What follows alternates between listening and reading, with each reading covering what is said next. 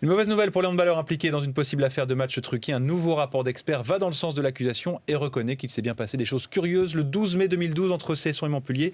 Un procès en correctionnel pourrait se tenir à l'automne. Et Nicolas Karabatic fait partie des joueurs éclaboussés par le scandale. On se souvient, même si lui n'avait pas joué ce jour-là, il a depuis quitté Montpellier. Le capitaine de l'équipe de France a reconstruit sa vie en Espagne. Gersandiar, Julien Landry. À Barcelone, Nicolas Karabatic peut déambuler dans les rues de la ville en tout anonymat.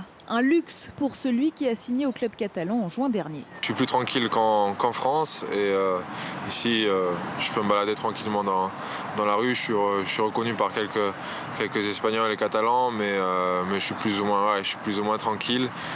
Sauf l'été où il y a beaucoup de Français à Barcelone. Fuir la France, non, mais sa vie montpelliéraine est désormais derrière lui. L'affaire des paris aussi.